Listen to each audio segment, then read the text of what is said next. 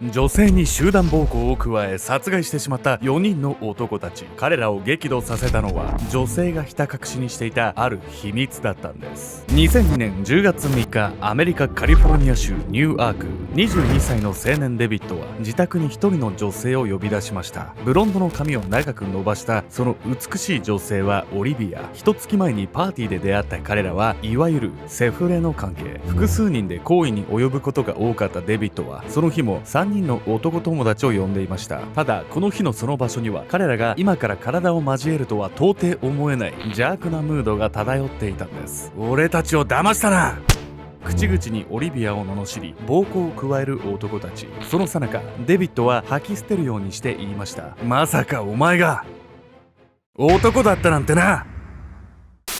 男4人の激しい暴行の末殺害されてしまった美女。彼女はなぜ殺されなければならなかったのか。女性は必死に戦ってきたんです。世間にはびこる厳しい偏見と。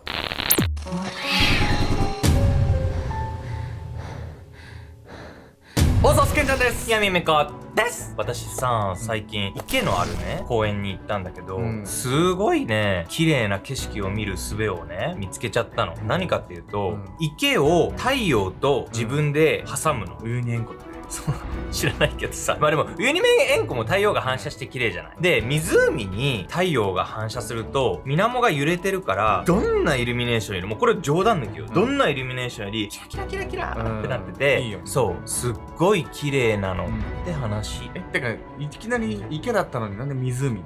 細かあんた。湖なんてみんなないからみんなも参考にしてほしくて多分ヤミンさん話したんですよ。池みたいにちっちゃくてもいけんのそれは。池って直径どれぐらいまでが池なの？こっちが質問してんねん。知らないわよ。違うヤミコさんが言ったんじゃない。わかんない。だって湖と池の違いがよく分かってないもん。あ、そういうこと？ごめん、俺こういう水たまりぐらいだと思ってた。俺も噛み合ってなかった。いやじゃあ公園にも池あるじゃん、ちっちゃい。まあね。あれじゃダメなの？あれじゃダメ。今回はアメリカで起きた殺人事件についてご紹介します。この事件は17歳の女性が4人の男性から暴行を受け亡くなってしまうんですけれども、これ犯人たちの犯行動機がある差別意識からね来ているっていうので非常に注目を集めた事件なんです。何？17歳の女の子にさ、どんな差別意識を持つっていうの全然想像つかないわよ。実は男たちは彼女が隠していたある秘密を知ってしまったんです。正直これセンシティブなね話題ではあるんですけれども、皆さんがねその秘密を知ったとして一体どのようなね反応をするのか、自分のことでちょっと想像してね見てもらえればと思います。被害者の女性と体の関係になった4人の男たち。しかし男たちはその最中の女性の振る舞いに違和感を感じずにはいられなかったんです。恋心と疑念。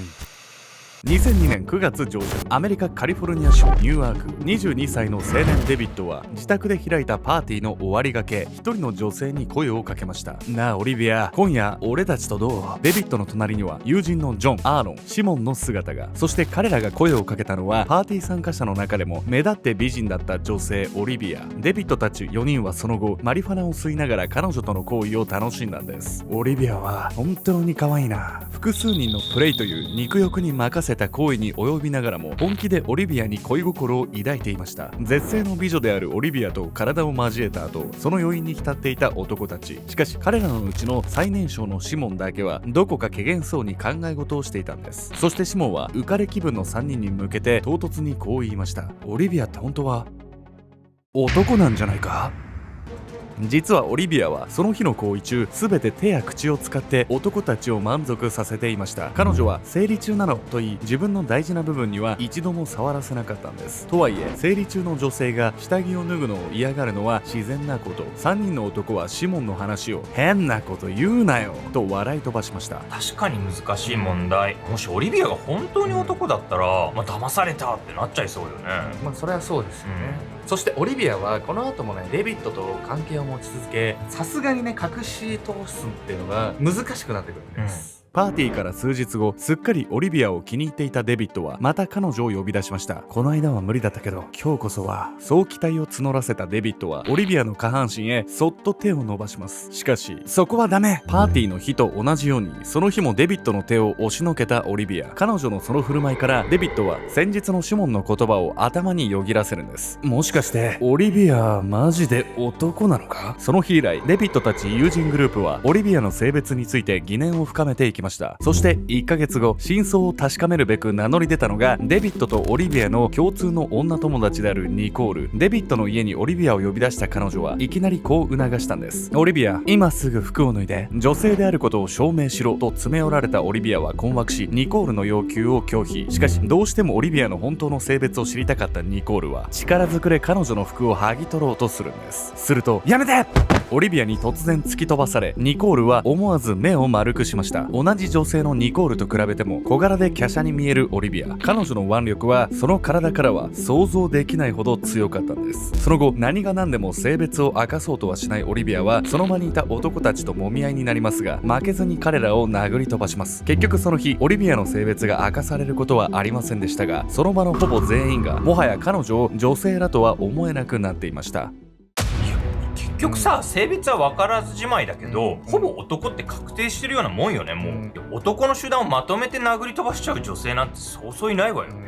でも特にね、デビッドはオリビアに恋してたんで、なんか違和感あっても女性だよなってこう信じたいっていうのがね、結構あったんですよ。ただね、この後男たちはついにオリビアの本当の性別を知ってしまうんです。積年の葛藤。乱闘騒ぎから数日後の2002年10月3日、デビッドは再びオリビアを自宅に呼び出しました。この間はごめん。お詫びにまたパーティーに招待させてほしい。その謝罪を嬉しく思ったオリビアは迷う気持ちもありつつもデビッドの家へ行くことに。デビッドの自宅にいたのはデビッドを含む例の4人と女友達のニコール。デビッドの兄弟も混ざり、パーティーは和やかな雰囲気で進んでいました。しかしそんな楽しいパーティーの時間は長くは続きませんでした。それでオリビアはやっぱり男なの？突然その質問を投げかけたのは最年少のシモン。オリビアは男たちの冷たい視線が自分に注がれていることに気がつきました。この前のお詫びのはずじゃ。凍りつく空気の中押し黙るオリビア。実のところデビッドがお詫びにパーティーに招待すると言ったのは大喧嘩したばかりのオリビアを普通に呼んでも来ないと思ったため、その日も男たちは彼女の本当の性別を確かめるためパーティーに呼んだんです。ほら、さっさと下着を脱いで見せろよ。男のうちの一人ジョンが何も答えようとはしないオリビアに苛立ち、彼女を怒鳴りつけます。彼はオリビアをバスルームへ連れ込むと30分もの間そこに閉じ込め、下着を脱ぐよう繰り返し強要したんです。ちょっとやばい雰囲気になってきたわね。なんかもうここで性別を明かしちゃったらめちゃくちゃ取り返しのつかないことになりそうな予感がするわね。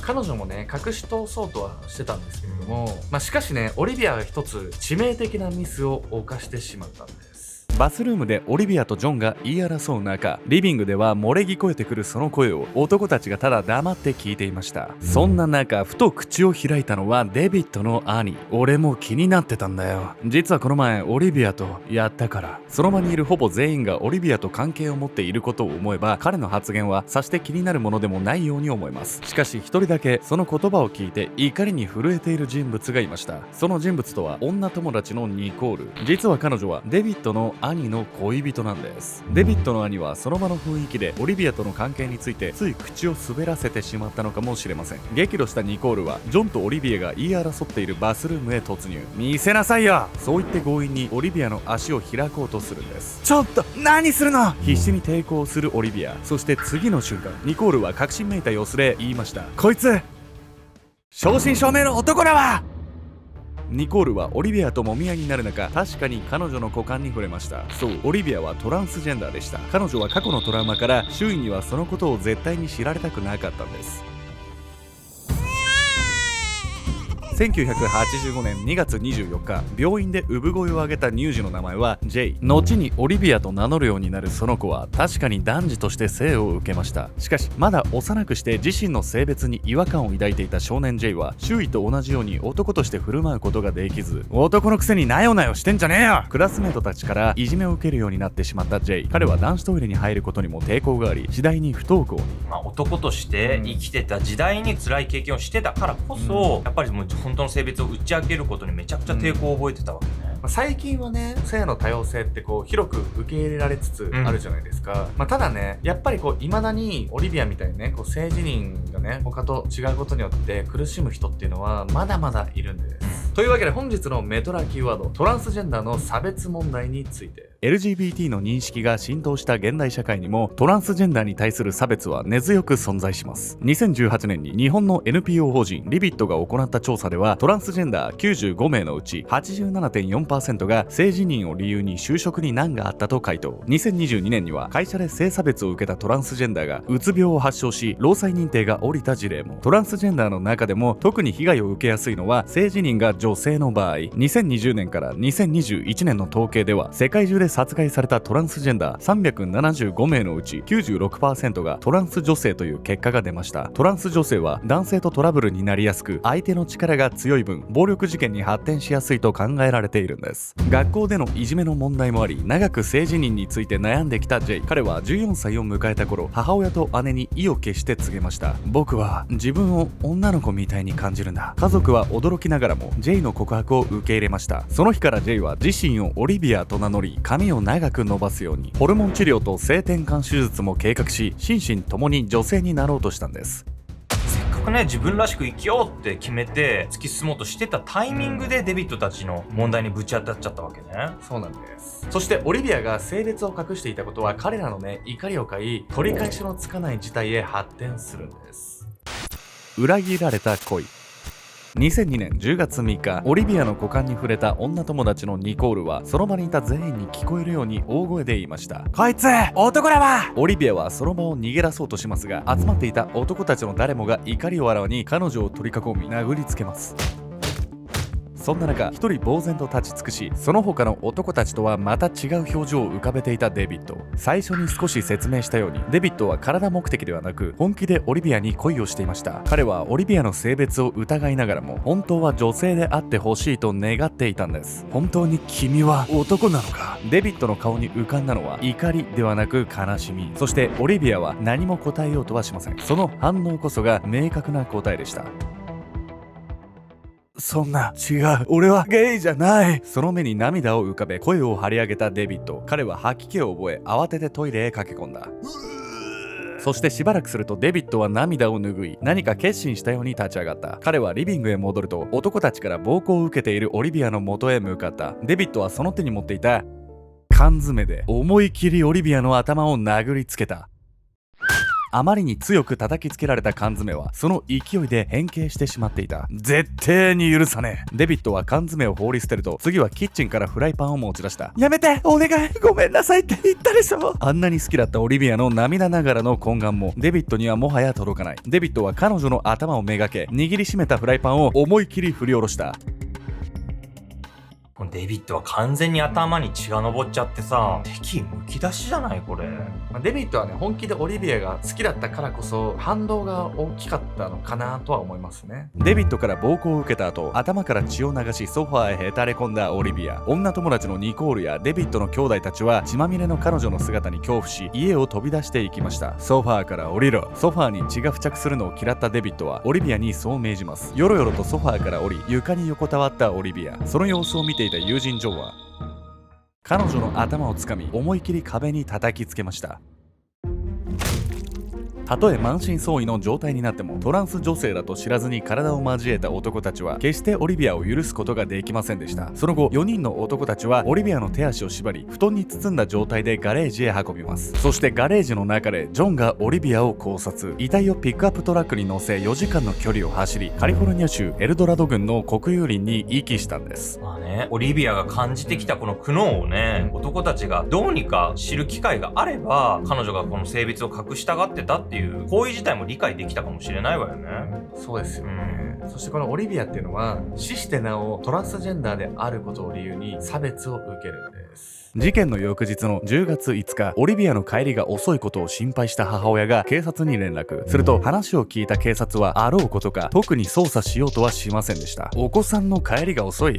どこかで遊び歩いてるんじゃないですか。当時はトランスジェンダーへの差別が激しく、警察ですらトランスジェンダーは不死だらな生活を送っているという認識を持っていました。そのため母親の通報は軽く流されてしまったんです。結局はオリビアの叔母が再度通報、事件の噂も広まり始めており、警察もさすがに関係者の事情聴取を開始します。最終的には最年少のシモンが友人に犯行の一部始終を話していたことから、警察は犯人の男たちを特定。事件から10日後の10月15日、デビッド、シモン、ジョンの3人が逮捕され、1ヶ月後にはもう1人アーロンの関与も明るみに。オリビアの遺体もシモンの供述によって国有林から掘り出されました。裁判において男たちはトランス女性と肉体関係を持ってパニックを起こしてしまったなどと弁明。オリビアの死後もなお自身の罪を彼女の責任にしようとあがきました。しかしあまりにも身勝手なその言い分が通るはずもなく、2006年1月27日、デビッドとジョンは第2級殺人で最低15年仮釈放なしの終身刑に。過失致死罪となったシモンは懲役11年、アーロンは懲役6年の判決となりました。そして4人の中で1人だけ裁判時の振る舞いが違ったのは、オリビアに本気で恋をしていたデビッド。彼はジェンダーに対する自身の無理解を反省し、オリビアに暴力を振るったことに後悔の念を述べていたんです。